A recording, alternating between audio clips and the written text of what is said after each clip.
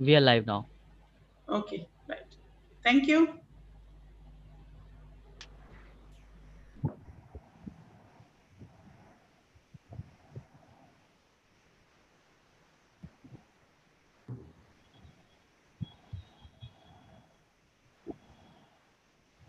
Should we start?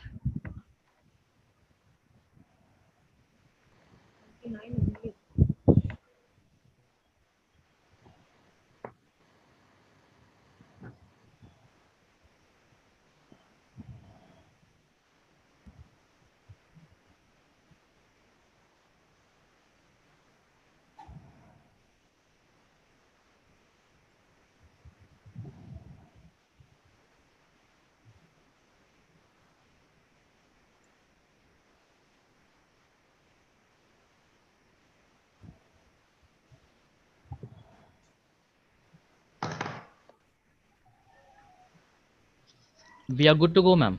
Yeah, okay, right. Let's start then.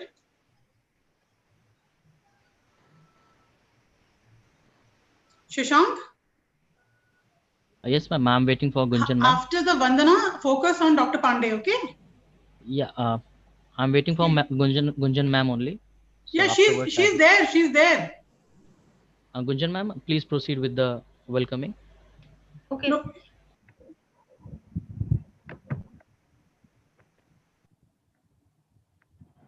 Good evening to my distinguished guests from India, and good morning to my esteemed guests and delegates from abroad.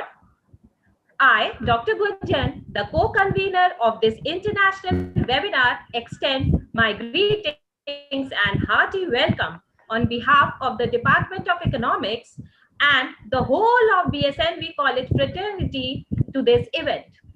It is my proud privilege to invite and welcome our eminent guests of this webinar, Dr. Devendra Kumar Shukla, founder in Innovative Technical Solutions from USA, Mr. Rahul Mishra, Managing Director, Jefferies Financial Group, and Mr. Vaibhav Tiwari, Chief Operating Officer, Portia Medical. I would also take this occasion to welcome Manager Sri Ratnakar Shukla sir and Principal Practitioner. Without their vital support, this event could not have been possible, and who all of the college. Before starting the program, we would revere and pray before the goddess of wisdom and knowledge, Saraswati, through the lighting of lamp followed by Saraswati Vanna to make this event a success.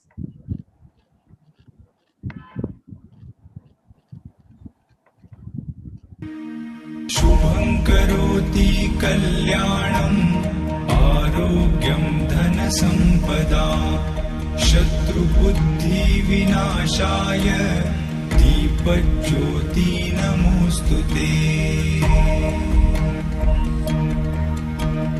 शुभं करोति कल्याणं आरोग्यं धनसम्पदा शत्रुबुद्धिविनाशाय दीपज्योति नमोऽस्तुते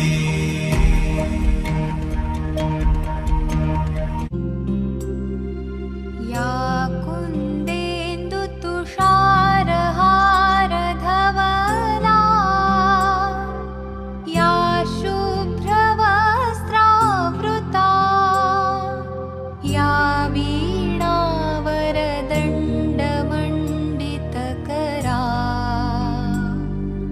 या श्वेतपद्मासना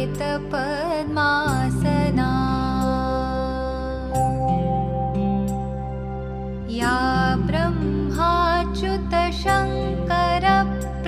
ब्रह्माच्युतशङ्करप्रभृतिभिः देवैः सदा वन्दिता सा मां पातु सरस्वती भगवती निःशेषजाड्यापहा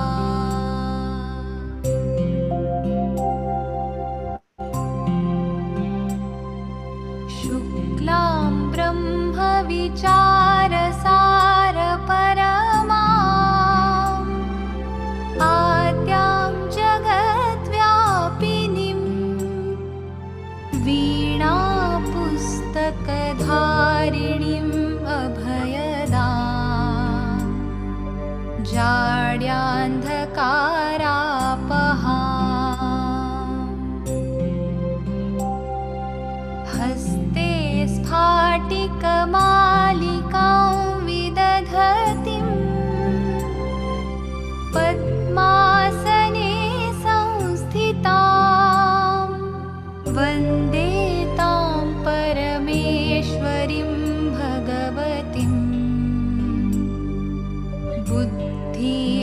सुतां शारदाम्।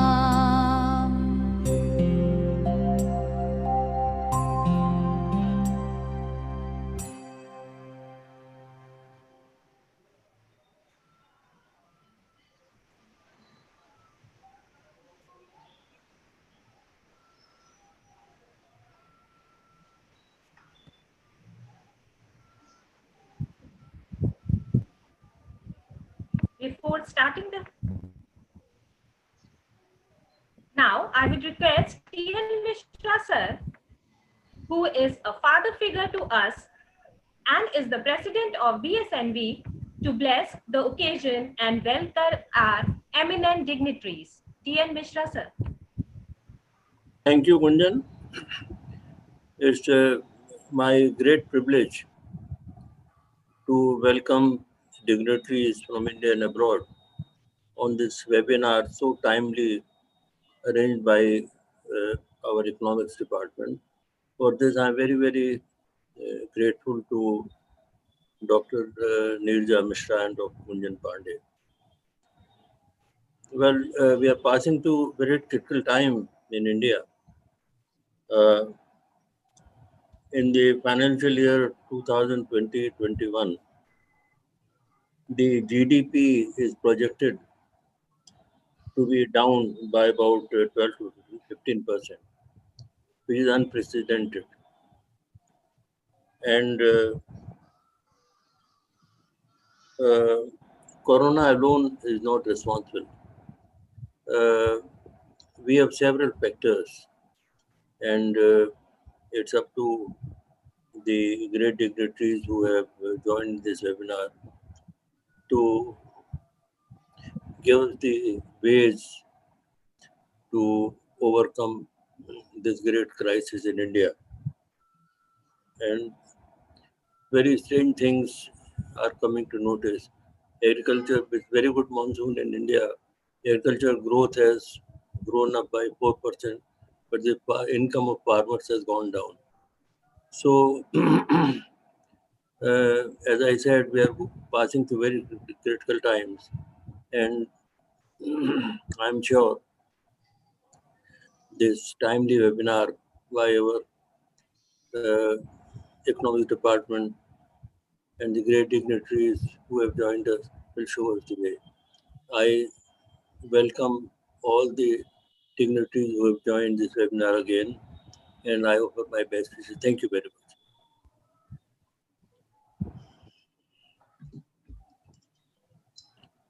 Gunjan, please proceed.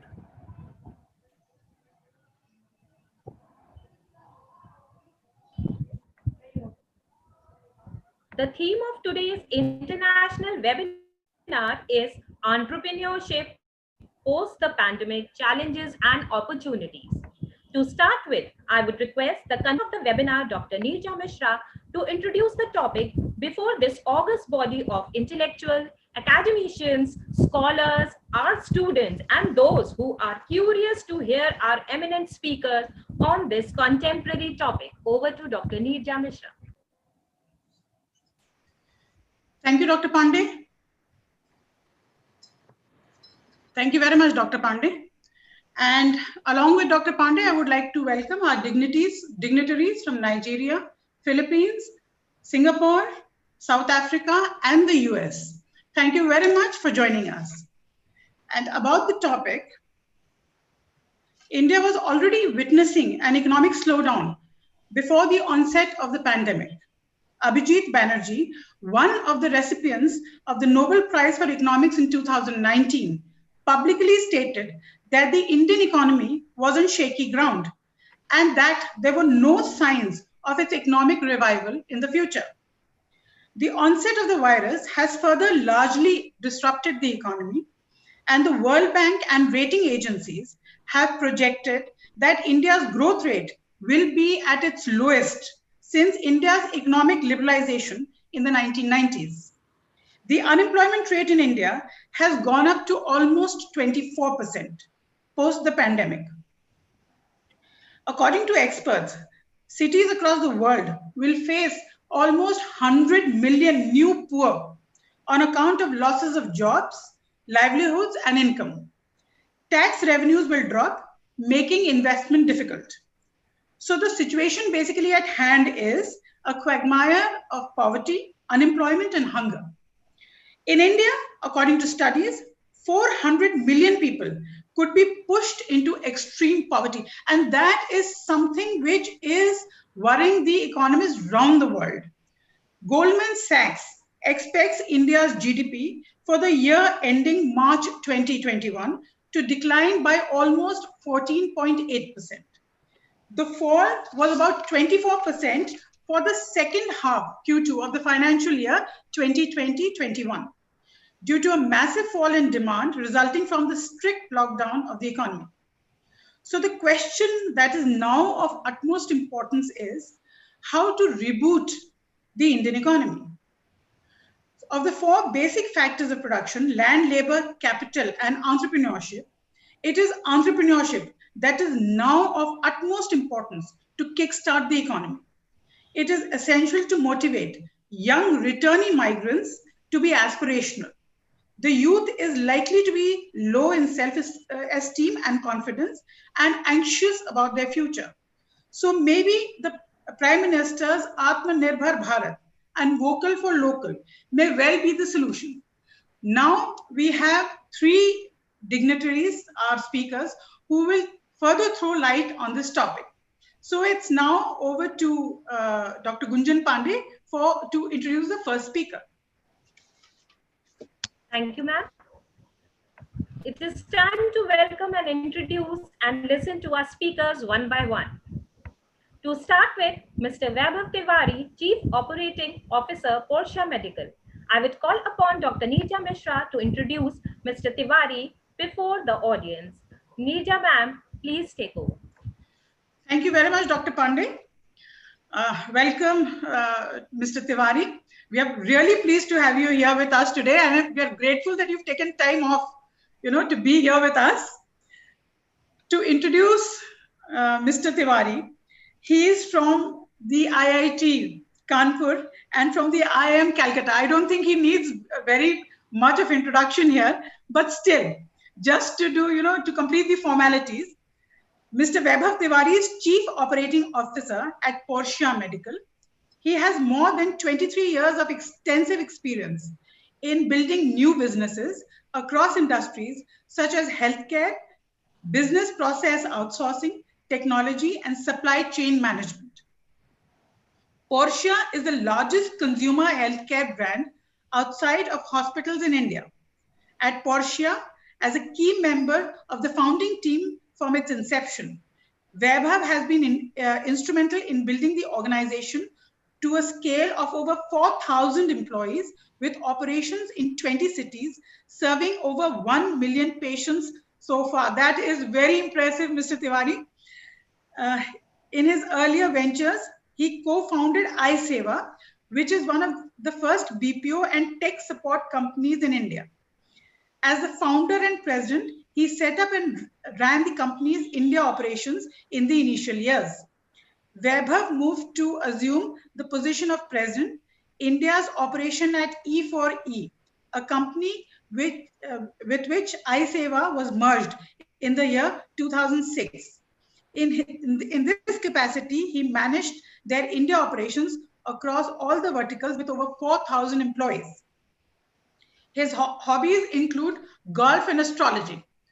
From here, it is now over to Mr. Tiwari to begin his presentation. Thank you very much, Mr. Tiwari. Thank you, Dr. Mishra, for the generous introduction. I think one thing which got missed out in introduction, I was born and brought up in Lucknow and have my own connections with the KKV and KKC. I wrote all my competitive exams. KKV used to be the center for writing papers. And of course, my father started anthropology department in KKC and was the acting principal as well, which are like twin colleges. So I have quite a bit of association both with KKV and KKC in my limited way. And it's a privilege to be back here to talk in this webinar, which is organized by... Mr. Tiwari, can we please play your video here for some time? We request the organizers to play the video. Thank you.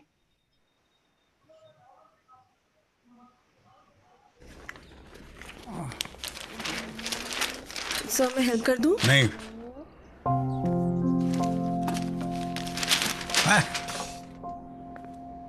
Sir, medicines. नहीं चाहिए Sir. Medicine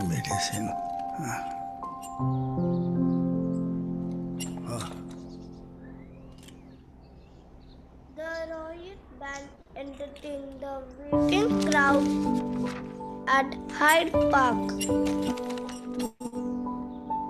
The Prime Minister spoke in the British Parliament. The British Parliament cannon shot. Your body heals better in a happy environment. At Portia, we bring a range of professional healthcare services to a place you're happiest in. Your home. Portia. Heal at home. Right. Yeah, so that gives a little bit of background of what we do in Portia. And we started this company around 7 years back or so. And what I thought I would present today, given the topic of entrepreneurship and how the opportunities are coming up, I thought we can talk a little bit about the journey of Portia, what all has happened in last 7 years or so, how some of the new things we have done during COVID times, because that gives an idea of what is possible to do in a situation which is a crisis, probably one of its kind crisis of the century, and then how the healthcare landscape is changing going forward, and what kind of opportunities it opens up for entrepreneurs to take up and create that whole the services around healthcare and build the country's economy. So I thought, given my background and understanding of healthcare in the last few years, probably we could take that as a topic to build on this entrepreneurship topic. So I will go to my presentation. I will just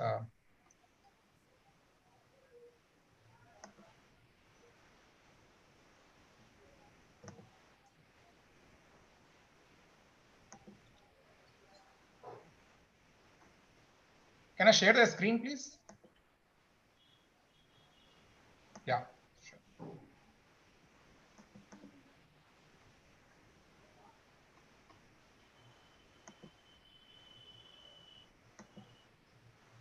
Yeah, sure. So as Dr. Mishra talked about, Portia Medical, I'll just quick background, is India's largest outside the hospital healthcare services company. So what we saw a few years back, around 7 years back, if you look at India's healthcare landscape, India has in all the major cities, tier 1, tier 2, and some tier 3 cities also, has a lot of corporate hospitals. And that of course gave an idea of that Indian consumer readiness to look at professional healthcare services and of course pay for it also. So, I mean, from Mumbai, Delhi, Bangalore to Lucknow, Kanpur, and to many other tier 3 cities also, you can see the advent of large hospitals and people's willingness to pay. But what we saw as a big opportunity and the big need is that outside the hospital, the care quality was quite poor. So if somebody got admitted in the hospital for an operation, for a surgery, and when he gets discharged from there, there's a complete rehabilitation required for maybe 15 days, 1 month, or maybe longer. And there's not much care being provided over there in a professional manner. So the whole idea for us as an organization was that we look at the entire non-hospital care continuum. So if a patient gets discharged from the hospital, how we make sure that over the next few weeks, his health is taken care of and he recovers in the best possible manner. And of course, the learning is that people heal the fastest and the best at home because they are probably the easiest in their minds or the most comfortable in their minds. And that's how this whole concept of Portia came around. What we looked at when we started saying that, can we look at all the key services which can be offered at the patient's home? And we started with nursing services, physiotherapy, doctor, and then started working with the patients in a very, very close manner. So when you start working with the patients at home, the whole idea, the whole concept is that you basically get entry into patient's home with one service and then become the healthcare provider for them for any requirement which they may have. A lot of our services came about because we put patient and the customer as at the center of our universe. And if anybody is looking at being an entrepreneur in this audience, I think that remains the cardinal principle, the principle number one of starting anything, that you have to learn everything from your customers and from your consumers and see how we can build on top of that. And what you see on the right-hand side on this slide, all our services which got added over a period of time, including a couple of acquisitions which we did. have all come about with Interesting. the feedback which we received from our customers. So that's the complete range of services which we launched. And over a period of time, we realized that the care segments which we could service were primary care, chronic disease management. India is world's diabetes capital. In elder care, and we talk about India being a young country, but India also has close to 13 crore people who are 60 plus, and the number is growing. And if you look at the combination of people who are 60 plus and have chronic disease, is a very, very large need to be addressed in this country. And I would talk a little bit about that and how that has become a much, much larger need in the COVID and the post-COVID scenario.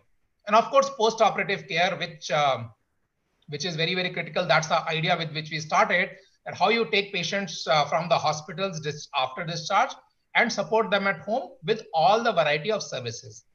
And we looked at launching it from an all India perspective, because as this was a very unorganized segment and you wanted to organize it, you have to create a brand across the country. And of course, we basically took it across the country. We are present in 20 odd cities right now, have served over 1 million patients, spent close to 1.5 million hours in patient homes, which is probably the reason why we are able to build good relationship with the patients, support them, and also continuously add services which are going to support patients.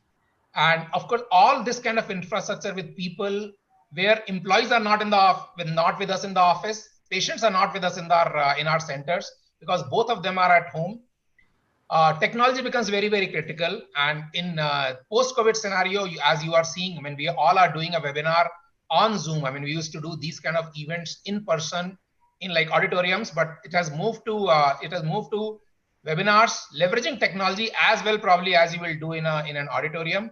And that's how for our business also, technology is very, very critical, having the right backbone with the right ERP systems, clinician apps which they carry when they go to patient homes, where they can put all the patient history, patient's case details, everything on the system using an app, is something which has been the backbone of what we have built so far. So that's the history of the company and the key components. This in short, the journey we started in 2013 with a few set of services, and of course have grown over a period of time. As I talked about, won a lot of awards along the way, work with all the large hospitals across the country, with large pharmaceutical companies, insurance companies, corporates. Those are kind of needs which are coming up again in the post-COVID scenario. And this basically slide talks about what all we have done till 2019. 2020, of course, everything changed in the February-March timeframe as the COVID onset started happening. So what happened with COVID actually, and especially around healthcare? So what happened with us? And this we treat as a case study of first of its kind of support which we created. And that also probably gives an example of what is possible to do as part of entrepreneurship, to look at each adversity also as an opportunity to look at the market need and what you can do to support that need. So in February-March timeframe, as we started seeing COVID coming into India, till that time, of course, it was a virus somewhere in some part of the world. And we always believed that nothing will happen to Indians because we have high immunity levels, and our environments are not very clean, and we live in large pollution and so on and so forth. So we realized that maybe it will bypass us. It didn't happen. Of course, in March, early April timeframe, this started becoming a big crisis for us to handle as well. And we looked at COVID at that time and see what we could do to create a solution for supporting COVID. And we had been doing infection control management. So if somebody has any infection, rather than going to the hospital and getting admitted, the whole solution was that we can talk to them on phone, what is called teleconsulting, and a doctor could visit their homes and basically assess if they need to go to the hospital or not. If you could manage that need, the crisis or the disease on phone, then they don't, or in a personal visit, you don't need to go to the hospital. So that saves a lot of burden on the hospital infrastructure. With the same logic, we looked at how we could support the COVID crisis.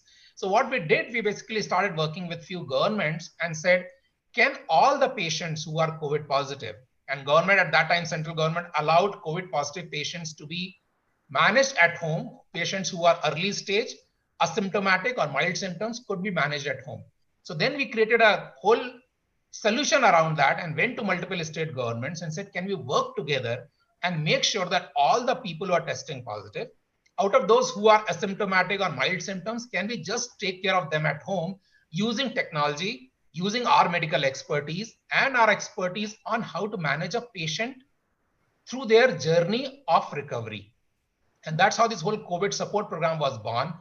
And over a period of time, this is how we built it. And as this is a good example, we have not met any of those state governments in person so far, and we have worked with 7 different states, have supported close to 1 lakh patients so far. And this solution which we created, everything got created on phone, on Zoom meetings, on video chats, on WhatsApp.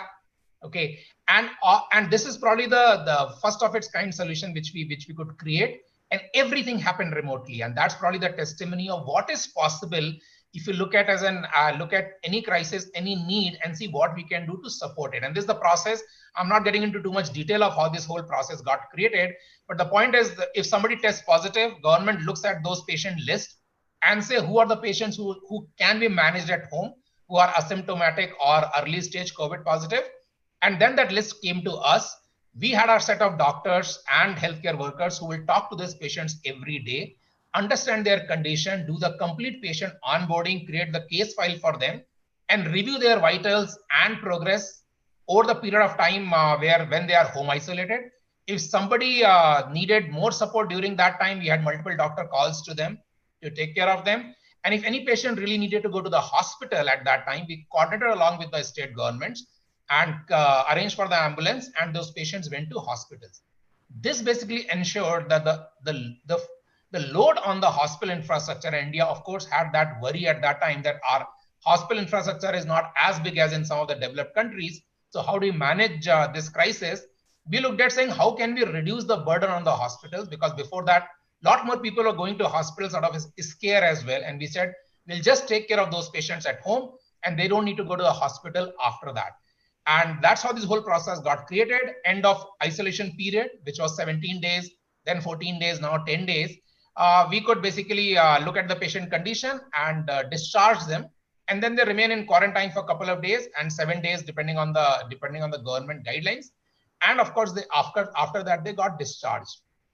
This particular process we started, we got the COVID crisis at doorstep of India in maybe March. We created a solution during April, launched it in the first week of May with the Delhi government, and of course have worked with multiple governments after that. And this is what has happened in last 4 months, where we can see how government has played its part in creating something from nothing to help the patients recover at home. We have worked with Delhi, Chennai, Bangalore, Mumbai, Punjab, Faridabad and Gurgaon, and we have supported all these cities, have managed over 90,000 patients already. Even today, we onboard close to 2,000 patients every day. We are still supporting many of these cities as we speak: Chennai, Mumbai, Bangalore. All these cities, COVID positive patients who are asymptomatic and who can be home isolated are being managed by us. And this is the kind of focused approach which could look at any of the market need or any of the consumer or patient need and saying, what can we do to support that? So this is something which has happened and happened quite well. Less than 3% patients needed to go to the hospital, and the mortality rate out of this has been less than 0.1% actually. And that's something which has really helped these states not only saving the resources, because each patient who didn't go to the hospital and stayed at home, government saves close to anywhere between 15 to 17,000 rupees, because all this healthcare at government hospital was being provided for free. So you can look at, say, with this support itself, we have basically helped government save anywhere between 15 to 20 crores so far in last 4 months. And I'm bringing this up because there's something which got created ground up, is probably an example of creating something innovative and entrepreneurial in our system. And of course, as we have been looking at this for some of the patient testimonials, as we have been looking at this whole COVID crisis and seeing how the life will change, there is no post-COVID. I mean, there is COVID and we'll live with COVID. So far, everybody thought vaccine will come, everything will get sorted out. Vaccine will come in next few months, hopefully. But we have to find ways to live with COVID. And the kind of changes which we are seeing from a healthcare perspective, we are seeing companies looking at how they can support their employees from a healthcare perspective. Communities, basically large scale apartment blocks in bigger cities, are looking at how they can create community health centers within their premises. And we are seeing tremendous need over there, where in larger cities, there are communities which have created oxygen therapy centers and COVID support centers within their buildings actually. So everybody think, okay, can I set up a 5-bed, 10-bed COVID support center? And it happened in Delhi, Mumbai, Bangalore to a large extent, and those kind of solutions which you could create for communities. Companies are looking at. So if you look at corporates, the way they were supporting their employees, a lot of focus was on wellness earlier, saying because a lot of corporate employees who go to work in larger offices will be in their 20s and 30s, and they believe they're immortal. So nobody looked at what if I get a health problem. Everybody looks at wellness. But today, if you look at the new scenario, which is opening up, and there's a big segment where a lot of opportunities are there, and entrepreneurs can get into that space and create healthcare services, is basically in the new scenario of work from home. If you look at in this group also, many of us are sitting at home and working from home for last many months. And the reality is that earlier, when you are in the office, your health was looked at in a different way. But today, there are people who are in the office and there are people who are working from home, and it could be 50-50 or 60-40 or 70-30. And this will sustain. If you look at companies like TCS in India, they are saying only 25 to 30% of the people in next 3 years will be coming to offices. And that's a massive change in the way the workforce will be hired, trained, and managed actually. And that again opens up tremendous set of opportunities, not only from a healthcare perspective, but in other areas as well actually. And how do you take care of their health? How do they take care of their recreation? How do you make sure that how do you take care of their mental wellness, mental health? I mean, if you see in the last few months, if people are working at home, mental health becomes a very, very big requirement. So those kind of changes, these are things which are going to change. There's a paradigm shift actually. Nandan Nilekani in one of his interviews said last week, this is the WhatsApp moment of healthcare. So basically it's saying that can we make healthcare delivery more and more bite-sized?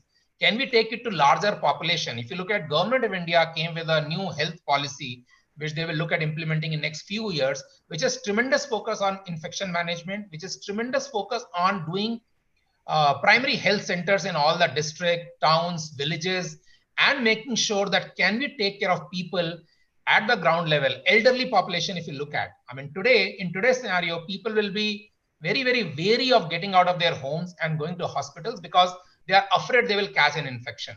And this was always there saying that, okay, should I go to hospital? Should I not go to hospital? But in today's time, for next many years, especially people are in 65 and 70, would look at being taken care of at home a lot more than going to the hospital, because you always have the chance of catching any infection. So those are kind of opportunities which are coming up.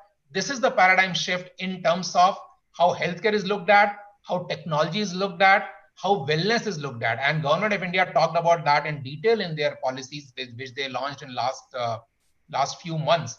And we believe that healthcare will be a very, very big area for entrepreneurs to look at and see what they can do to support patient and their needs. I will talk about some of the key points in this. Of course, the regulatory changes happening, environment changes are happening. So just to give a background, the teleconsulting in India has always been nascent because laws were not very clear about it. Can you consult somebody on phone and video? There are some guidelines, it was not very clear. E-pharmacies, can you deliver pharmacies at home? Can people upload their prescriptions on an online website and take the medicine delivery? Government of India changed all those regulations in last 4 months to make it easy. In fact, Government of India launched the video consulting line during this COVID times and has supported close to 2 lakh patients. Out of this, lakh plus are elderly patients. So there's a tremendous focus from government side and from the overall ecosystem saying that can we look at doing healthcare is an easy way directly to the patient, leveraging technology or at their home actually. Second is the patient and customer behavior is changing. I mean, if you look at any new industry which you want to start or any new industry, any new need which you want to service, consumer behavior becomes very important. And as I was saying, before COVID, nothing went wrong with me. Everything wrong happened to my neighbor, right? All of us always think nothing will happen to me. But after this crisis, we realized that COVID is an exceptionally infectious disease and anybody can catch it. I mean, so Now I'm saying, rather than focus on wellness, will I take care of my health much better than I ever did? So if somebody has any comorbidities, diabetes, hypertension, lung infection, those kind of things, if anybody has underlying comorbid conditions, this disease has been very, very severe on them. So people will start looking at how do they manage their health much better? How do they manage their chronic disease much better? And using a combination of technology and medical expertise, can companies look at, can new startups look at supporting that particular space where I'm not necessarily meeting patient all the time? And there are big examples of that kind of support in developed countries like US. There's a company called Livongo, which has done diabetes management, is very, very valuable company in the US, and has changed the landscape of how chronic diseases are managed. Same kind of opportunities and the consumer willingness is happening in India today. The focus, the health focus has changed. Technology, focus on technology is changing. Also, ecosystem players. Look at pharmaceutical companies. Before that, anybody who cancer patient, people who required any of those services, they were all going to the hospital. In last 4 months, for our kind of organizations, we have done so many patients chemotherapy at home. You'll not hear about that earlier, but patients are open to that because they are very vulnerable to catch infections when they are getting out of their homes and going to hospital, especially in today's scenarios. And people are looking at how can that service be offered at home, dialysis at home, chemotherapy at home, onco care at home, nephro care at home. All of those kind of opportunities are opening up significantly and will become much, much bigger. I mean, because now you see in India is getting over 1 lakh patients of COVID every day now. And this will come under control. We'll hit the peak and start coming down from there. But this disease will show a way to support patients at home, outside the hospital, in the comfort of their homes, using technology very, very well. And each of the areas will open opportunities in that. So that's again one area which entrepreneurs can look at, how they can create businesses out of it, how they can support patient need out of it, and of course help economy to grow. India's healthcare investment in general have been quite low, and government is focusing on that right now. And this will be a combination of hospital and outside the hospital care, which is a big segment now to focus on. And in next 5 to 7 years, this will be a very, very big, high investment area overall.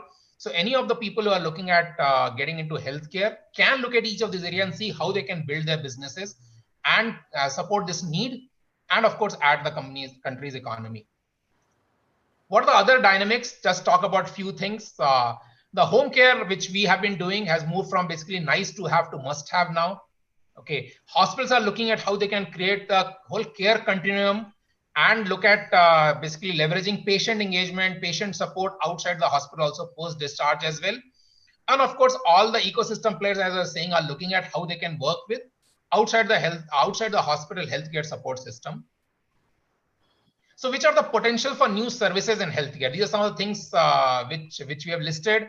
Of course, we are looking at doing this, but these are all large opportunities, and anybody who's looking at being entrepreneur, being innovative, can create solutions in this area and basically build solutions which will help the patient. All the post-COVID care solutions. So if you look at today, COVID, you'll test negative in 10 days, 15 days, but COVID has impact on your multiple other organs as well.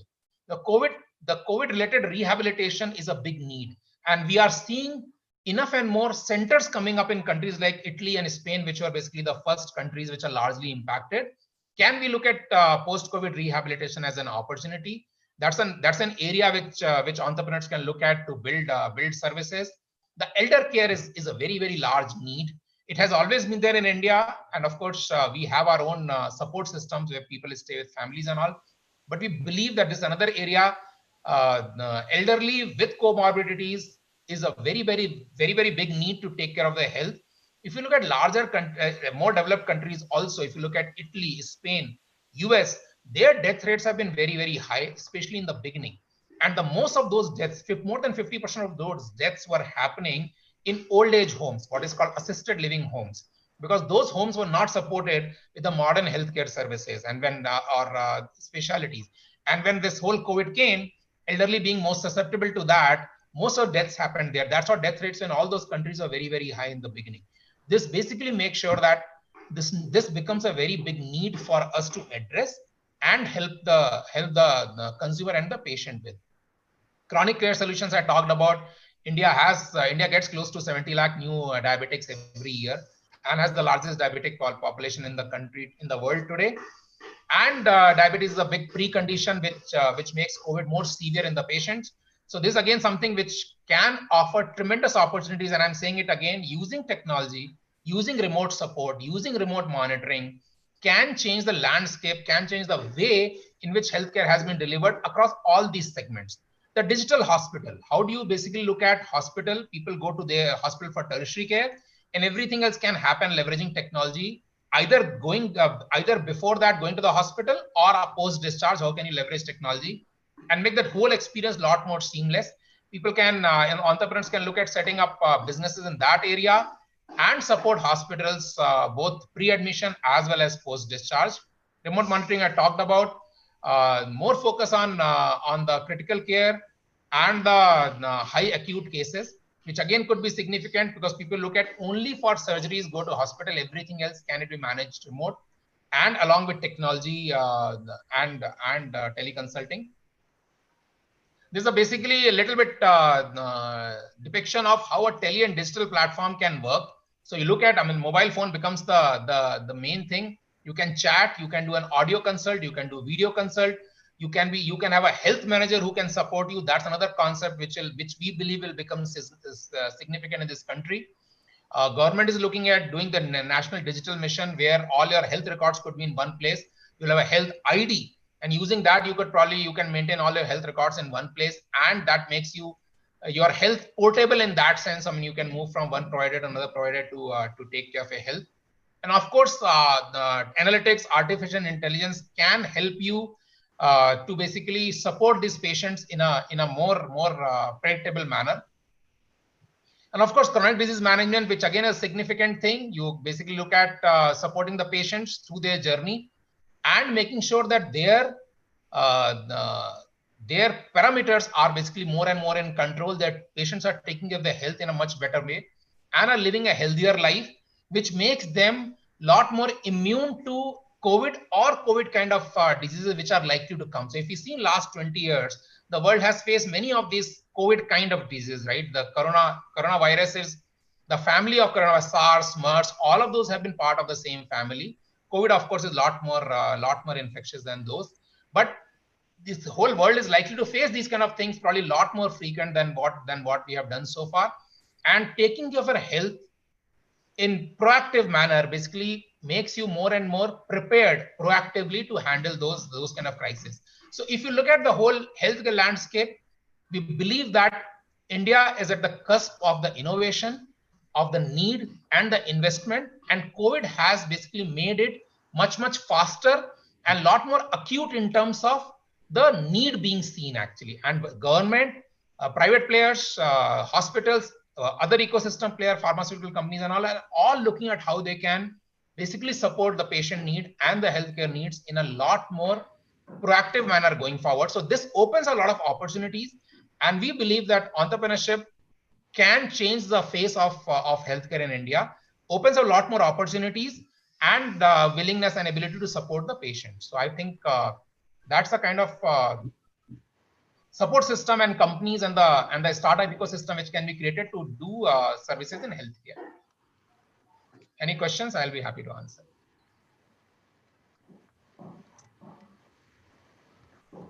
Mr. Tiwari, we'll be taking questions in the end, actually. There are a lot of people who've asked a lot of things. Great. So we'll be taking questions at the end. Sure, thank you. So over to Dr. Pandey. Congratulations, Mr. Tiwari, for the work that is being done by Portia Medical. And we were all very enthusiastic in seeing the screen. And thank you so much for such an informative and effective deliberation. And you have made us aware of the potentialities in healthcare service and many other sectors in the post-COVID era. Thank you so much for your presentation, sir. Now, I would request Mr. Rahul Mishra, Managing Director, Jeffrey Medical Group, Financial Group, to deliver his enlightening lecture on the topic. But before that, over to Dr. Neerja Mishra for a brief introduction. Thank you very much, Dr. Pandey. I'm actually very proud of introducing Rahul Mishra to this gathering. Rahul Mishra is head of equities and managing director at Jefferies, a global investment banking firm that has served companies and investors for over 50 years. Headquartered in New York with offices in over 30 cities around the world, the firm provides clients with capital markets and financial advisory services. Rahul has been in the industry for over 16 years, including the last 10 years at Jefferies. During his tenure, he and his colleagues have helped multiple small companies IPO in the capital markets. So now we would request Mr. Rahul Mishra to give his presentation. Thank you very much, Mr. Mishra. Thank you. Good evening, everyone, and thank you for joining. Since Vaibhav has done such a great and comprehensive job, let me stick to the one aspect of entrepreneurship that I have been associated with, and that's the issue of capital. And let me start at the root of it all, which is probably the problem of failure. As some of you may know, more than 50% of new businesses fail in the first 3 years. And admittedly, not all of them for the lack of funding. But unlike a lot of developed markets, India still somehow has that massive social stigma attached to it. This brings with it the problem of unwillingness to be an entrepreneur and start a new venture. And I always make this point to a lot of my younger colleagues. The lack of a Chapter 11 equivalent of the US in India. I don't know how many of you will know this, but our next speaker surely does. Donald Trump's companies filed for bankruptcies 6 times, and yet he became the president of the United States. In India, the new IBC code partly addresses this problem of bankruptcies. But then again, with COVID here, that itself has been put into abeyance. So let me take a step back and summarize, the various stages of funding that entrepreneurs typically go through.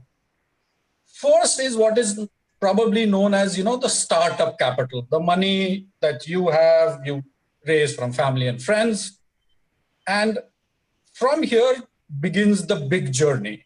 The second stage is what is known typically as seed capital. And this is where you need an angel investor or a venture capitalist to come in.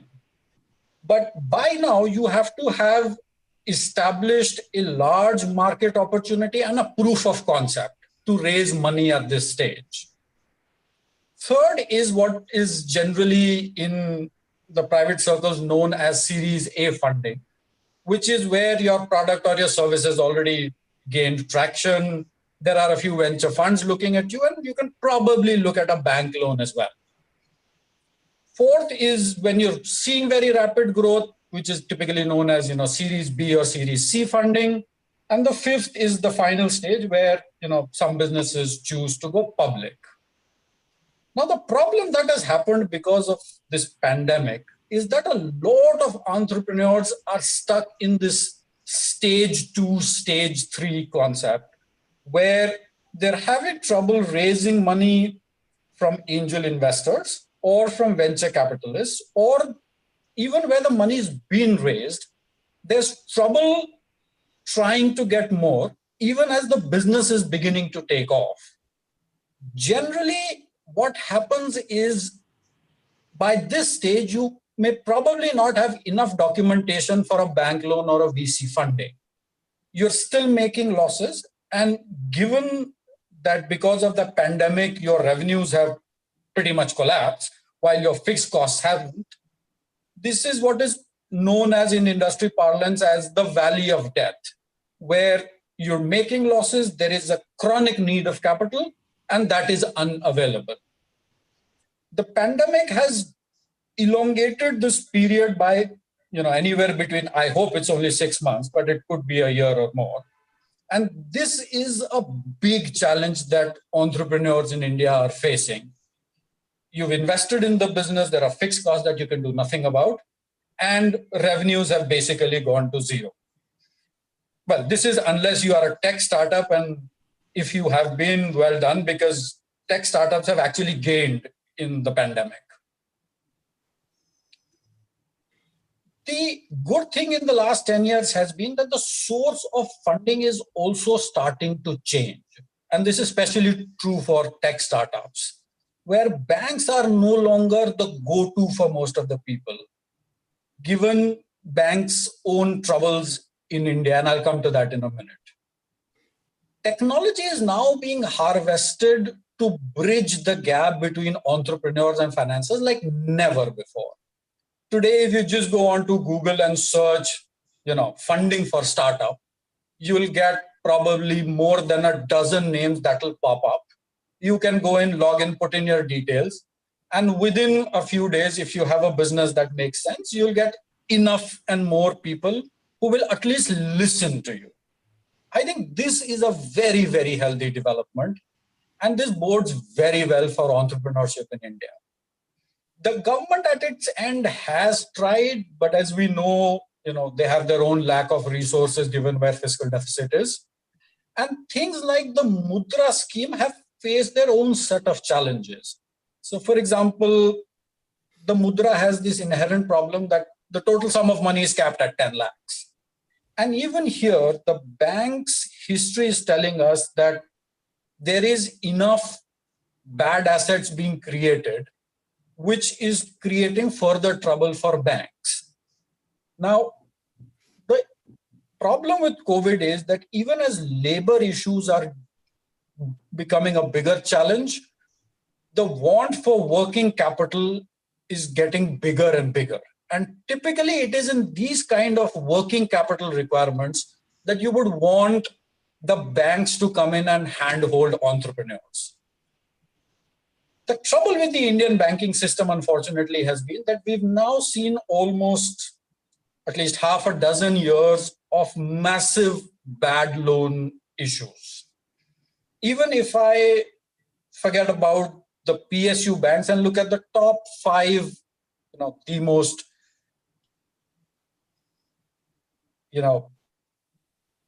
efficient private banks, their total loans, 18% of their total loans are now under what is known as moratorium. Now, none of these banks have the kind of capital, even though most of them have recently raised capital, to absorb these kind of losses, which is why their risk appetite to fund entrepreneurs, which by their very nature will not have, enough and more security to provide to the banks.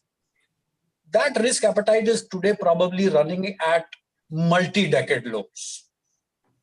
The other problem that is happening is that before the pandemic, and probably it has more to do with the ILFS issue, is that NBFCs had created a space for themselves to lend where banks wouldn't.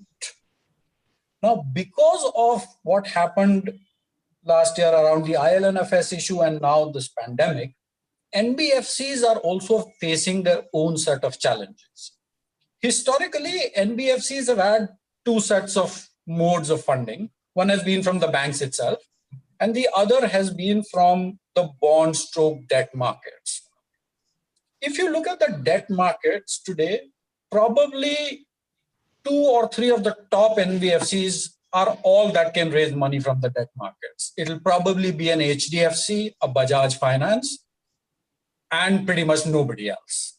Now, as NBFCs struggle to get funding, their ability to fund the entrepreneurs has also declined massively.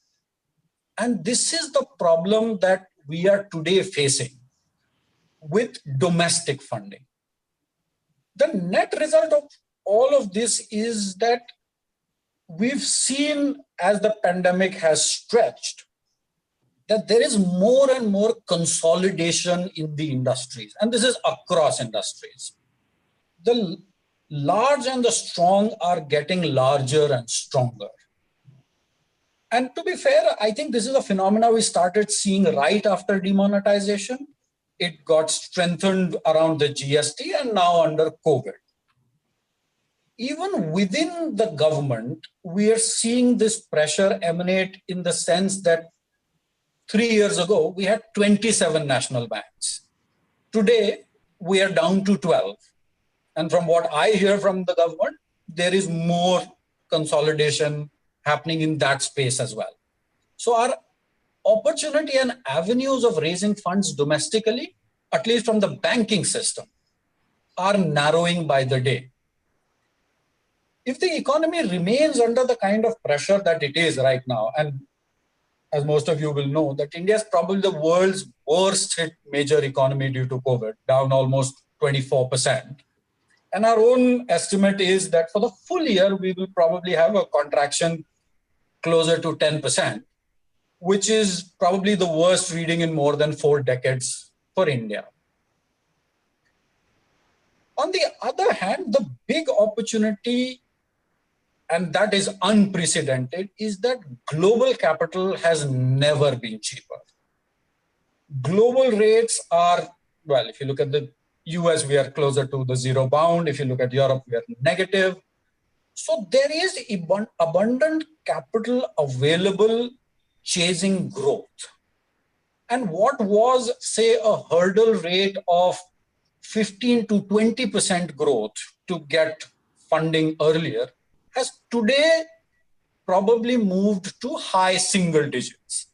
And that is an opportunity, because today, if you are able to show a proof of concept, because having a large market opportunity isn't really a trouble for most industries in India.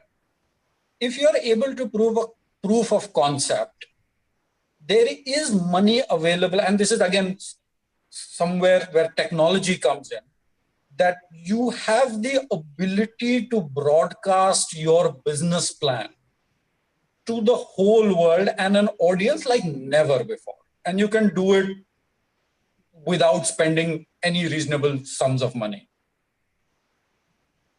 That is an opportunity that I think is unprecedented.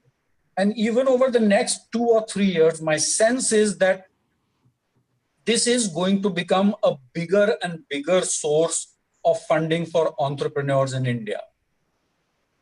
Even on the domestic side, I think the good news is that we are beginning to see signs that things are beginning to normalize, even though there is clearly a second wave on COVID. Our own expectation, and we run an economics indicator around this, is that the economy has already come back to almost 89% of pre-pandemic levels.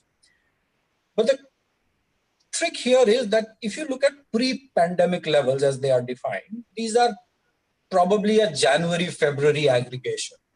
And the point is that even in January and February, the Indian economy was still contracting, even though the numbers are still a little fuzzy there. And a 90% on that lower base is still much lower than what we need if we need to see our entrepreneurs flourish. And I think that is the single biggest challenge that we face today. If growth comes back, I have very little doubt that the rest of it will follow. But let me stop here for now. Right. Thank you very much, Mr.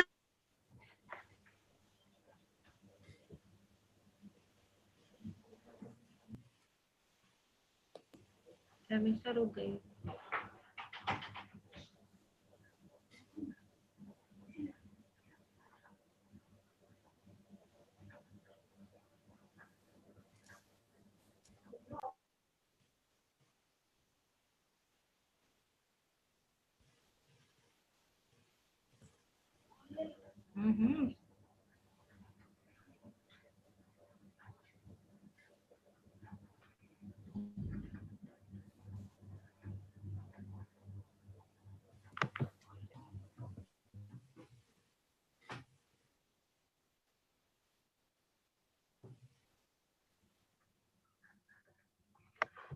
Thank you, Mishra sir. Hello, am I audible? Yes, you are. Oh, thank you, Mr. Mishra, for such an insightful deliberation on the capital market and venture fund opportunities in the post-COVID era. And we have come to know that the post-COVID world has great potentials for capital market related sector entrepreneurs. Now it is time to invite much awaited Dr. Deven Shukla sir to hear him share his exhaustive exposure and expertise on the contemporary theme BSNV PG College. Family would be overwhelmed to know that Dr. Shukla is an alumnus of BSNV. He had done his schooling for few years from BSNV institution. It is more thrilling that he has witnessed Bappa ji in person during his school days. For his welcome and introduction, I would request Dr. Nija Mishra to please present his introduction.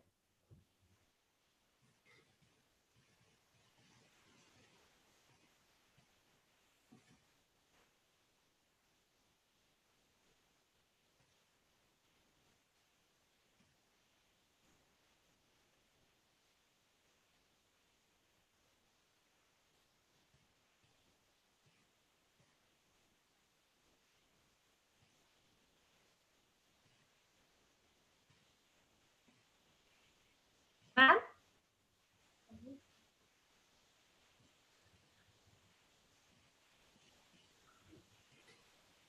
Can I be heard? Hello? Can I? Yes, you're clear. Yes. Right. Thank you very much, Dr. Pandey. And that was an excellent presentation, Mr. Mishra. Our next speaker is Dr. Deven Shukla, a distinguished alumnus of IIT Kanpur.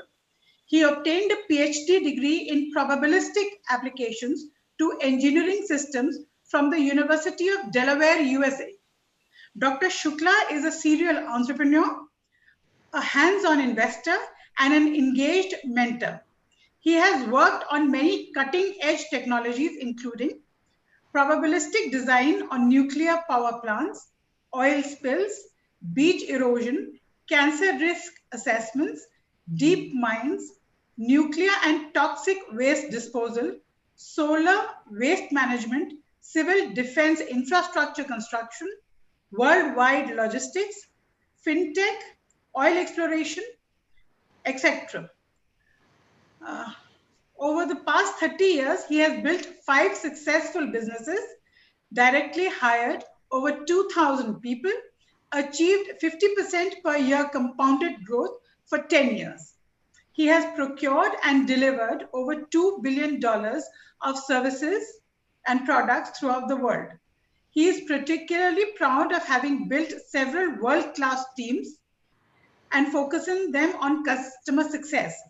Dr. Shukla is currently an active investor in the areas of financial payment, oil exploration, energy management, app streaming, and medicine development.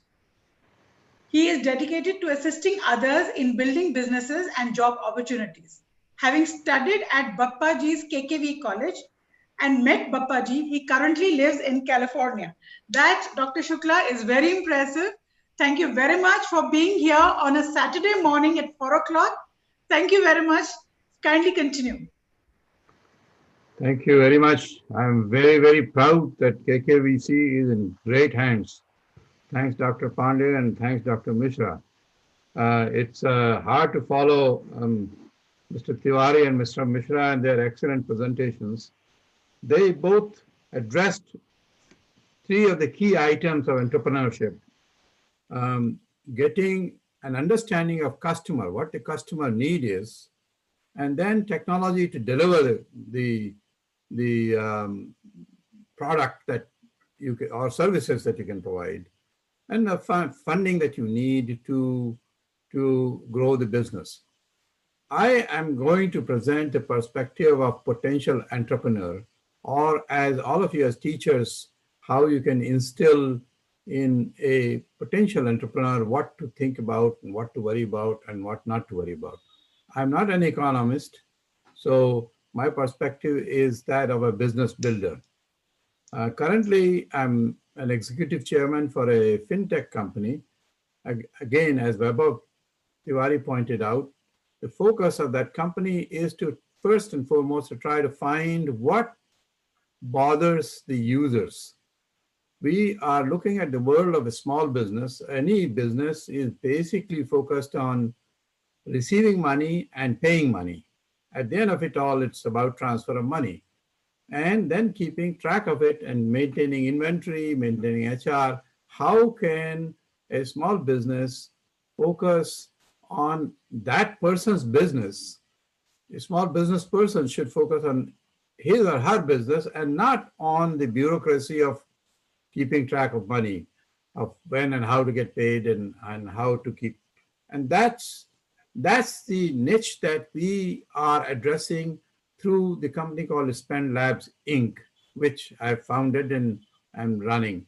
But I'm giving that as an example that at the core of it all, Mr. Tiwari is not a physician, but he is delivering excellent, his organization is delivering excellent healthcare services to my fellow entrepreneurs who may be scared or worried that, hey, I don't have expertise in this area. That's not what is needed. What is needed is something else, and that's what I'm going to talk about. What does an entrepreneur need and how an entrepreneur should think? So what is entrepreneurship? I mean, what is the difference between an entrepreneur and a small business owner? Basically, it's a ability or desire to take risk and trade that risk-taking to building very rapidly growing business. A small business person is happy and contented with their small growth of their existing business, and usually are family businesses or established business for a long time. There are risks to both kinds of businesses. The fast-growing business has a risk because, as Mr. Mishra pointed out, if you don't have capital available at the right time, you could die. I mean, basically, you're finished. To a small business, if it does not grow rapidly, it will be challenged by other small businesses. Somebody will figure out a way to do something better and faster. So that's the risk to a small business. Why entrepreneurship at this time? Right now, there's a lot of gloom and doom, and which is all real. But the truth is, some of the greatest businesses have been created through this doom and gloom period. You know, HP, Hewlett Packard, which designed chips and so on and so forth, was created after World War II. IBM was created after World War II. Google was created after the 2000 disaster of technology companies going under. Is it possible to dream that there could be an optimistic scenario for in a village, let's say, and I'm looking for the perspective of a worker who is returning from Bombay and what to do next and how can life be. It is possible to dream. This time will go away. This is the time to create entrepreneurship and create businesses because, as Mr. Mishra pointed out, capital is available for the right circumstances, and there is a lot of trained labor available. At least in India, everybody is an entrepreneur. Whether the term jugaad is really entrepreneurship. You're taking risk. You're taking risk of materials. You're taking risk of supplies, people, labor. You're taking risk of getting paid. And that's every farmer, every villager, every Indian is kind of used to living through it. It's a question of recognizing that strength and converting that into a true force called entrepreneurship and hiring people and engaging large companies. So I think both the speakers have pointed out, first and foremost, to be entrepreneur, one needs to get maniacally, really passionately focused on other people's problem. Put yourself in customer shoes. What is bothering them? What what frictions that other person faces. How can I figure out a way to solve that? And then why do get your services? They get your services because they're convenient to use first, they are cost effective second, they are reliable, and I mean, forever you can depend on it. And from a business perspective, you're not only solving a problem, but increasing the need. Portia is not only solving existing problems, but actually creating need that people did not recognize that they could have this service and they should have this service.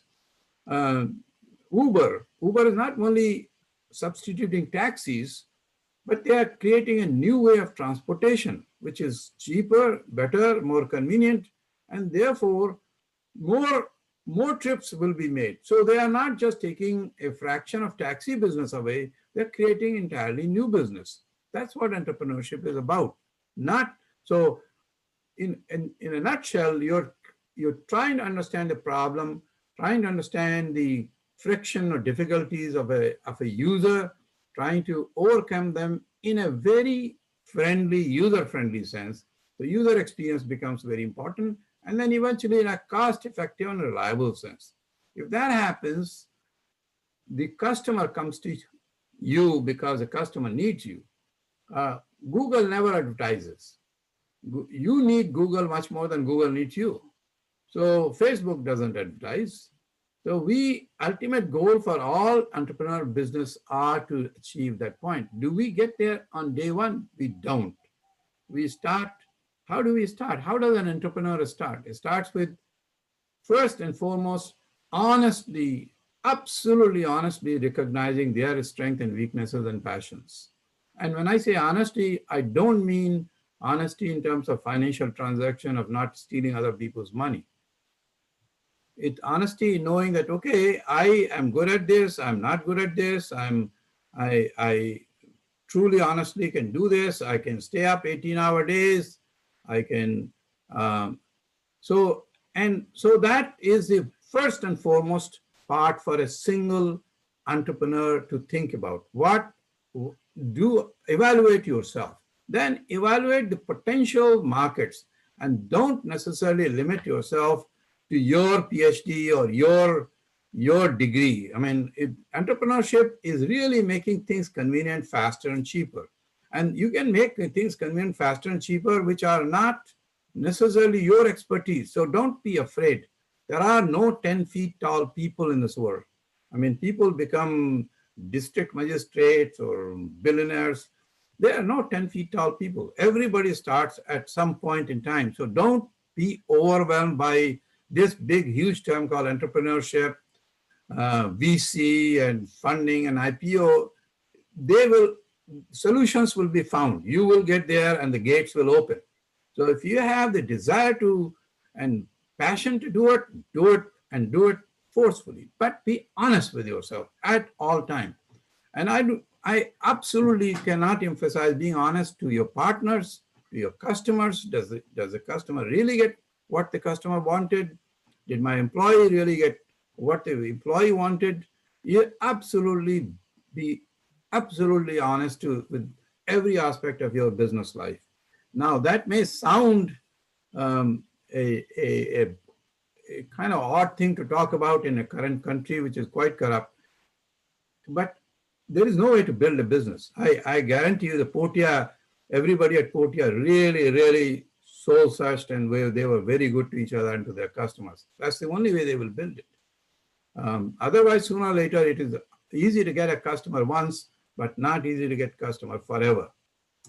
It is easy to get an employee once, but not easy to keep the employee unless we are really good to the employee. So all the ecosystem, including your wife. Second most important part, if you want to be an entrepreneur, is sit down with your family or stakeholders. They have to absolutely buy into the fact that you are going into a situation of ahuti, a kafan band ke.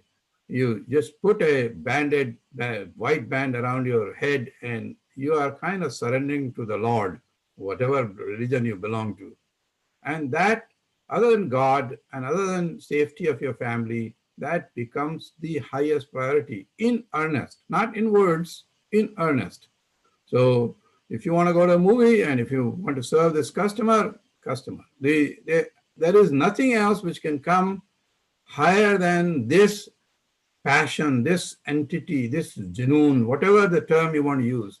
That has to be 24/7 driving force.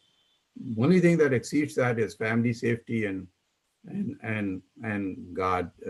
So those are that kind of commitment you have to have. My first company, I invested every penny I had. I was spending 16 hours a day on the average and actually sleeping on the sofa because I didn't want to disturb my family. And I had to do it for 2-3 years. And it takes forever to get this thing going. First year, you will be told 20 times, no, it will not work. No, it cannot work. What are you doing? Why are you wasting your time? That's the time for you to have the fortitude to get up and get going. That is the time when when you're on the ground, you just get up again. In fact, failure, as Mr. Mishra pointed out, needs to be accepted in the society, but certainly needs to be accepted by the entrepreneur. That this is just a norm. This will get up tomorrow morning, do some puja and get going again. There is always a solution to whatever problem you're facing. So it's just a question of keep pounding at it, and it will break. I used to say that you put your shoulder to the mountain, either the mountain will move or your shoulder will break. You don't have the option of walking away from the mountain. The only two options are either shoulder breaks or the mountain moves. So there is that kind of passion you have to have inside.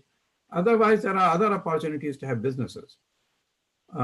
So why entrepreneur is different than a small business person? Again, it's an ability to take this kind of risk. What do you taking this risk for? Trading for creating a dream. And one of the best business books in the world is Bhagavad Gita. It is not taught in MBA, but really get focused on the passion and the dedication, not necessarily the result. We are always focused on what is the valuation and what is, yes, that will all come. Understand the profits have to come. Understand the losses have to be managed. But the truth is really, really drive creating businesses. So, I mean, in a sense, the facilities to create entrepreneurship will be available. The other key thing for becoming an entrepreneur is collect a team. No human being has all the essentials that are needed to succeed as an entrepreneur. You need to create a great product. You need to create great user experience. You need to have great sales and marketing effort. You need to manage money. You need to collect money. You need to worry about when you're going to run out of money. You need to worry about legal, whatever sources. You need to hire people, and no human being has all those abilities. So try to find, as soon as you get to second stage or stage 1B, some trusted friends, some trusted colleagues that you have total honest relationship with, that you can really let your hair down and who's willing to stay up all night with you, all day with you, and bundle 3 or 4 people together. The key to success is take people who could have their own businesses, but not quite. There's something is lacking, and bundle them all together, and together one would succeed. The opportunities available, and I cannot go over all the opportunities that are available in India, and it may sound very, very bad right now in the period of gloom. Opportunities are infinite. In India in particular, the unmet need that can be met very, very quickly are just incredible. You take all the healthcare systems that Potia was talking about. You could attach to healthcare systems and go to the last mile. You go to the villages. You could train a high school student to run few equipment. You could train high school student to take some blood. There could be a way to take, there are machines which will take automatic readings. So the opportunities available are just infinite. Opportunities are, so for instance, farming, we have to worry about seed, we have to worry about fertilizer, we have to worry about water, we have to worry about cutting the crops properly, we have to sell them, we have to receive money, and all of these have frictions. The individual farmer has been managing them rather entrepreneurially. So, but somehow if you could expedite that, if you could allow apps to be there to collectively do this much, much better than what's being done today, opportunities are infinite. Solar, distributed solar, each individual house, Wi-Fi, connecting villages to the world. And by the way, I'm speaking from village perspective because that's where the greatest problem is with all the labor coming back from large cities during pandemic. And all of them, if they became entrepreneurial, you could have a riot in India. I mean, you could bounce the economy back in the other direction. The secret of Indian economy's growth is to take villages and poor centers, and growing them 100% is much easier than growing city economy 100%, because the economy in villages are much smaller. They are large in terms of volume, number of people and number of workers, but the individual incomes are so small that it is not very difficult to double them. If you increase the usage of water better, increase the usage of fertilizer better, increase the usage of transportation, almost 50% of villages are 2 miles away from the greatest near roads. So you could have an Uber version of transportation for materials and goods and people. And so hundreds and thousands of opportunities are there. Just look around, you'll find so many unmet needs. Obviously, in the beginning, you have to live with uncle or somebody because you would not have money for 2 years. Just be ready not to have any money for 2 years. Or have another job. So and once, in terms of Mr. Mishra's comments, he's just so right. But remember one key element of money. You will not get money when you need it. You'll get money when you don't need it. You have to create a condition where the person giving you money is really chasing you. Hey, I want to invest in your company. I want to give you a loan because you're the right person to give the loan to. But you will not get money to fund the loans. Fund the losses. So if you're just incurring losses, say I have so many losses every month and please bank, give me some money so I don't have to. That's not, you will get money for growth. You will get money for future profitability. You will get money for, hey, I have a great product, I can survive without you, but with you or with your money, I can do much more rapid growth and I can become an entrepreneur. So try to get to a position where money is not needed until it is really needed for the right reasons, for the right purpose. What is the right purpose? Building the product faster and marketing it faster and organizing it and making it more efficient. That's the right purpose, not paying off the losses because of inefficiencies in a business. That somebody may fund it, but it will not go on forever. So basically, dream big, dream always, be persistent, be honest, get your family with you. Think from a customer's perspective, as Mr. Tiwari said, that is the center of all things that we want to do. And think of what is the person's need, what is the person's pain.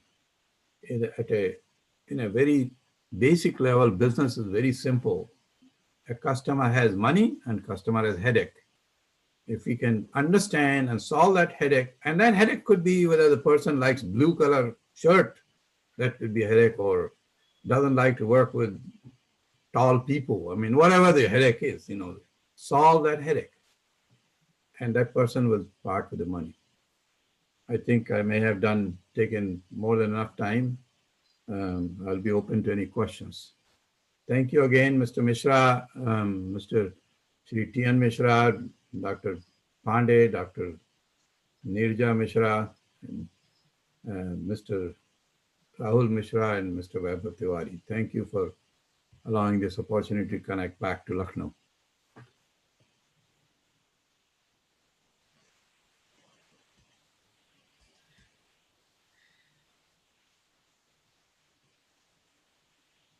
Dr. Pandey? Dr. Pandey?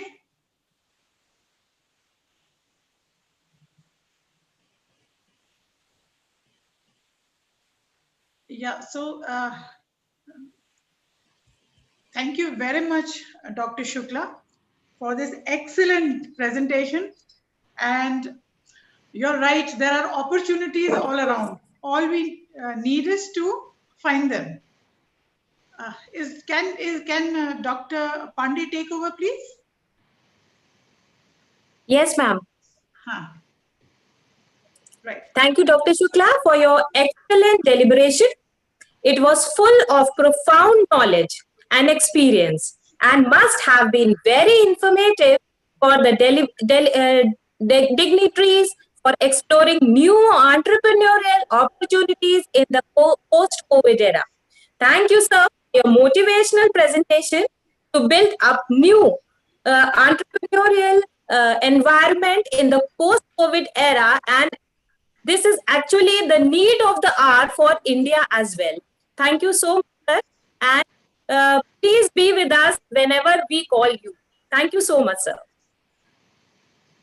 Thank you. So, Dr. Pandey, should I take the questions, please? Yes, ma'am. Now it is time for questions, and ma'am, please take for the chat box. There are several questions I can see. Yes, actually there's a Mr. Charles Nyanga from Zambia. He's asking a lot of questions and he has questions for everyone. So I'll just take the first question he asks. Mr. Charles from Zambia is asking, this question is for Mr. Vaibhav Tiwari. This question is from Mr. Vaibhav Tiwari. Mr. Charles from Zambia is asking, how will you change your advertising policies? How will you change your advertising policies? Mr. Vaibhav Tiwari. If I can understand it correctly, they're looking at in the post-COVID scenario, how advertising works. I can give a little bit background on how it has played out so far, given that we were looking at creating a new category. So all the first few set of advertising which we did were all about educating people about the category. So saying that, okay, is it possible to do basically healthcare at home was a concept actually, because people are not necessarily aware that you can do in an organized way, in a professional manner, you can get the hospital-like healthcare at home, right? So all our initial couple of years, the whole focus was on getting that approach right. And then, of course, once you are established there from a category perspective, then you look at how we can position expertise. So then we start talking about how particular health problems could be solved by us in the comforts of the home. So it moves from creating category, creating the brand, to basically being an expert. And then over a period of time, we started moving towards more emotional connect. You saw the ad which we played. That was the first TV commercial we had. And that's a lot about the emotional connect with the patient and the family. And as you have gone along, all the advertising in last couple of years has been a lot more focused around specific solutions. So when you look at starting a company, starting a brand, you build the credibility, build the category, then of course you build the expertise, build the emotional connect, and then of course talk of solutions as you go along. So that has been our journey in terms of advertising. Going forward, we look at, again, going back to a specific category, patient needs, and build a lot more campaigns around that, where we say, look, post-COVID, you have recovered from this. So those are kind of ads we are running now on digital media, saying that, okay, now you have recovered from COVID, what next for you? Do you need rehabilitation? Or if you have COVID, don't worry about falling sick. we will take care of you at your homes actually. So those kind of things which you are running now. So that is the journey from a consumer communication perspective. Another question, Mr. Tiwari, a lot of people are asking, but Mrs. Anamika Chaudhary from Chandigarh is asking this question. What are the difficulties that your organization have faced? So I think for us, 2-3 things which are more than difficulties, of course, you could say challenges or opportunities. So when we started, and I can talk about 2-3 big ones. One is, of course, building the credibility, which is the biggest thing. Healthcare is a lot more about credibility. So our focus from the beginning has been how do we create the credibility in the minds of consumers. So when we started, we went to all the large hospitals, well-known hospitals, and did tie-ups with them. So if a Manipal hospital or Columbia Asia or Medanta, for example, says that, okay, Portia is our partner for home health care, then if somebody is getting admitted there, they would also have some rub-off effect of that brand on our brand, right? So that's where the credibility gets established. And then, of course, we at some stage in two years or 2.5 years or so, we also looked at, given that we are building an all India brand, we also looked at how we could do TV advertising, because that again something which creates a lot of credibility from a perception perspective. So those are things which we did from a brand building credibility perspective. Other thing which is very important in this is that given both the consumer, the patient, and the employee, the service provider are not with you. So you look at hospitals, you look at any other organization, one of the two will surely be with you. In our case, both are outside the system. So in our offices, our employees will come for training, but they don't come day to day. Our patients are staying in their homes, and everybody is like in their own territory. So how do you engage with employees? As Dr. Shukla was saying, getting first employee, getting 10th employee, getting 100th employee, and 1000th employee, and so on and so forth becomes very critical in this case. And how do you retain them? Same with patients, they are not with you. How do you retain them? You don't get to see them. Clinician is the only connect with the patient. So both those links become very, very critical. How do you engage employees and keep them with you? How do you engage patients and keep them with you for lifetime? Because that's a whole business model. You get into a relationship with the patient and the family and keep it for life. So I would say that's a second big thing which we had to focus on. Third is basically building quality standards for a new industry which got created. So that's again an area which we invested significantly. In fact, in the beginning, we had almost 100% of our people were our own employees. Now, of course, we have 90% our employees, 10% consultants. But in the beginning, we had 100%, everybody was on our roles. And we made to basically make sure that we are able to train them well, and quality is maintained, and we are able to track that very, very closely to build the systems. Fourth, I think, which is probably the most important thing, is that how you create the cadre of people who can do this care at home. So some parts of like a doctor, a physiotherapist, and nurses are there who are basically graduating from colleges, and we could go and hire them from colleges and other medical institutions. But what is called a healthcare worker, there's also a significant demand for that. And as Dr. Shukla was saying, that you can hire them from villages and also. That's again one area where we have worked very closely with government to create that cadre.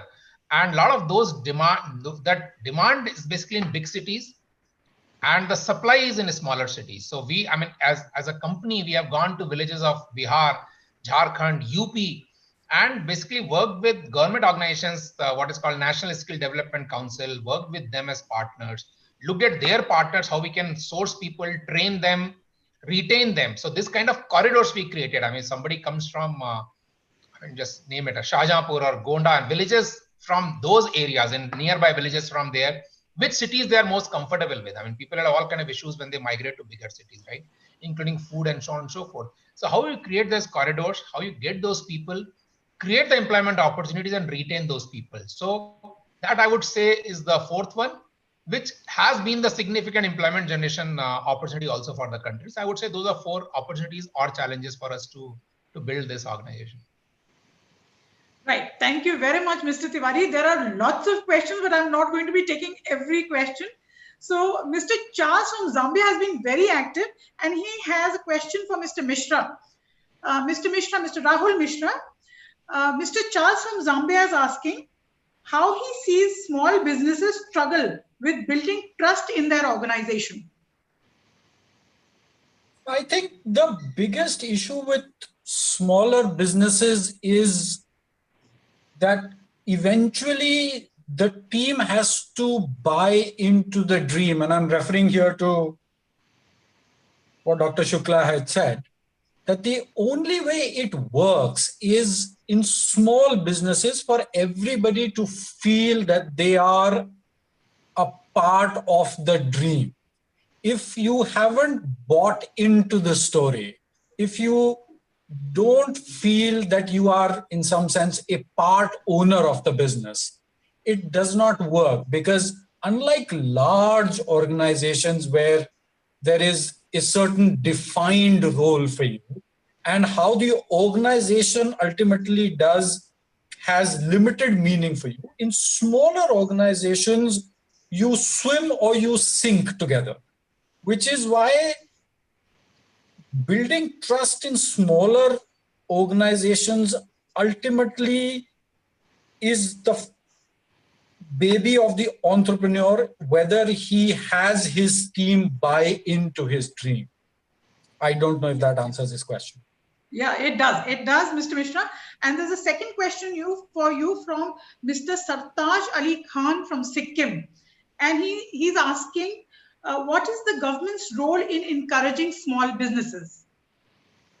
The government now has a lot of schemes going through. So, for example, there is a Startup India scheme that is being run by the government, which is helpful, and I will encourage him to take a look at that. Most of those details are available online as well. And like I mentioned, there are schemes like the Mudra scheme where the government is trying. But what we have to understand is that the government necessarily works through the banks in terms of directing them, if I can use the word, to lend towards the MSMEs. Now, historically, that hasn't worked very well. And even today, the harsh reality is that government directives very, very seldom work. And government schemes, especially in a country like India, have very limited meaning for entrepreneurs. If you look at most, sectors, businesses that have flowered in India, it is in spite of the government, not because of the government. Okay. Thank you very much, Mr. Mishra. The next question is for Dr. Shukla, Dr. Deven Shukla. And again, Mr. Charles from Zambia is asking. He's head of the research college for agriculture in Zambia. And he's asking, what do you do to take care of your workers? Well, like everything else, first and foremost, understand what motivates them, what drives them, what is their issue, and try to address them honestly, or if you can't, be honest about that also, that, hey, this is the limit of what we can do. There needs to be a dependency. Employees are like subcontractors. They're an extension of you. And I mean, basically, you have only two arms, and therefore you need employees. And they need to become just an integral part of you, and they need to sense it. They need to feel it. They need to think about it. And I'd add, I mean, Mr. Tiwari said this, all aspects of this are really based on honesty and trust. And it takes forever to achieve it, takes very little to lose it, So, but at the same time, one needs to be very giving, but be tough. Have a very soft glove, but a steel fist. That is, don't let other people take advantage of you also. I don't know if I answered his question. Yeah, that's okay, Dr. Shukla. And then we have Aarti Kanojia from Hyderabad. And she's asking, there is a Saraswata Maiti. She's asking that how do you overcome high prices at the grassroots level? If prices are high at the grassroots level, how do you deal with that?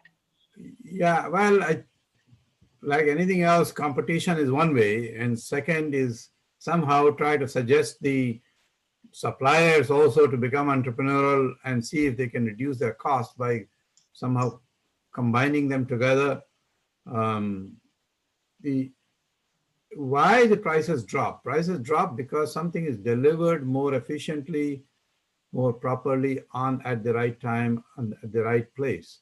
And if that is the focus of an entrepreneur, so you can reduce the price by reducing that. Now, by reducing the friction.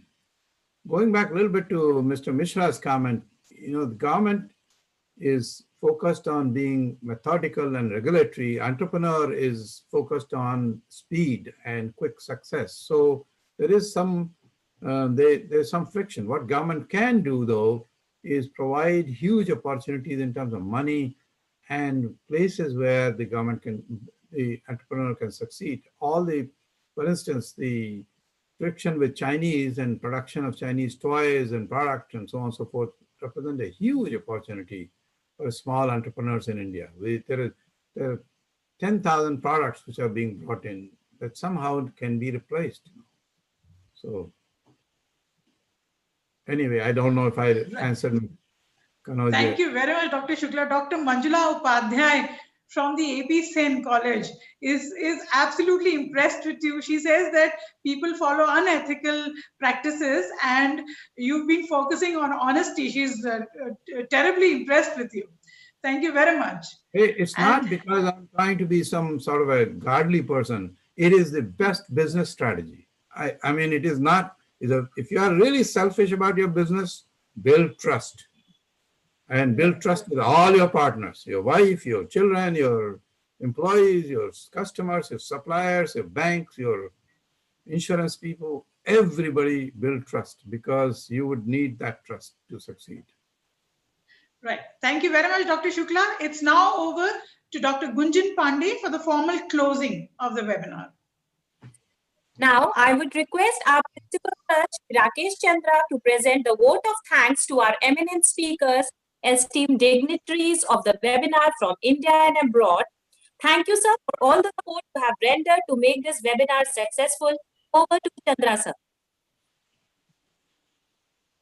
Thank you, Gunjan. I am audible. Hello. Hello. Yes, sir. Yes, sir. So we can hear you, sir. I am audible. Sir, you are audible. Yes, sir. Yes. आज इस pandemic Covid source 2 के परिप्रेक्ष्य में जिस webinar का आयोजन किया गया और जिसमें डिफरेंट एस्पेक्ट्स के संदर्भ में हमारे जो eminent speakers doctor Devendra Shukla, mister Rahul Mishra और मिस्टर वैभव तिवारी ने अपने विचार व्यक्त किए, निश्चित रूप से कोविड ने लाइफ के डिफरेंट एस्पेक्ट को प्रभावित किया है।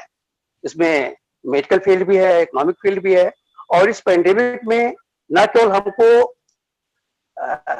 एक एडवर्स इफेक्ट दिया है बल्कि किस प्रकार से हम अपने जो हमारे शॉर्टकमिंग्स हैं उसको कैसे हम ओवरकम कर सकते हैं, इस संदर्भ में भी हमें कुछ सोचने की आवश्यकता है। इस टॉपिक पर जो बहुत ही रिलेवेंट टॉपिक है, इस पर आपने सेमिनार आयोजित किया और इन एमिनेंट पर्सनालिटीज को बुला करके जिस प्रकार से आप लोगों ने अपने विचार व्यक्त किए, हम आपके प्रति बहुत बहुत आभार व्यक्त करते हैं।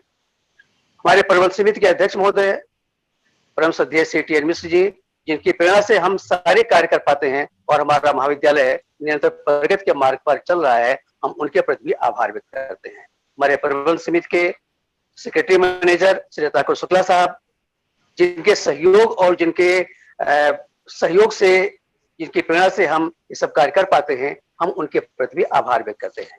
Doctor Neerja, doctor Gunjan Pandey, economics department के प्रति भी महाविद्यालय आभार व्यक्त करता है जिन्होंने इस सेमिनार का, इस वेबिनार का आयोजन किया। एंड एट द लास्ट सभी पार्टिसिपेंट्स जिस प्रकार से आपने उसको फॉलो किया और खासतौर से डॉक्टर देवेंद्र शुक्ला जी ने जिस प्रकार से जिस ट्रस्ट और ऑनेस्टी की बात की, मुझे लगता है कि लाइफ के डिफरेंट फील्ड में, चाहे वो एंटरप्रेन्योरशिप हो, चाहे वो हेल्थ प्रोफेशनल्स हो, निश्चित रूप से ऑनेस्टी एंड ट्रस्ट की आवश्यकता है, तभी हम अपनी समस्याओं का समाधान कर सकते हैं। अंत में आप सब लोगों को बहुत बहुत धन्यवाद। Thank you. Before the declaration of final closure of this today's webinar, I would like to inform all of you that there were more than 550 registrations and our present viewership besides Zoom on YouTube is 150 plus. The delegates from all over India besides UP are connected. Telangana, Tamil Nadu, Andhra Pradesh, Karnataka in the south, Gujarat and Maharashtra in the west, Orissa, Assam, West Bengal in the east, Himachal Pradesh, Punjab, Haryana, Delhi, Bihar, MP and even Kashmir in the north. The list does not stop here. Delegates from Africa, Zambia, Philippines, Nigeria, US, Singapore and Pakistan have also joined this webinar to make it a success. Once again, I thank all the esteemed speakers, participants, President sir, Manager sir and Principal sir. I would like to thank our technical team for its constant support and the media persons who would take it further to the common people. Thank you all and hope to get connected again in future. Good day. Thank you very much, sir. Thank you. Thank you.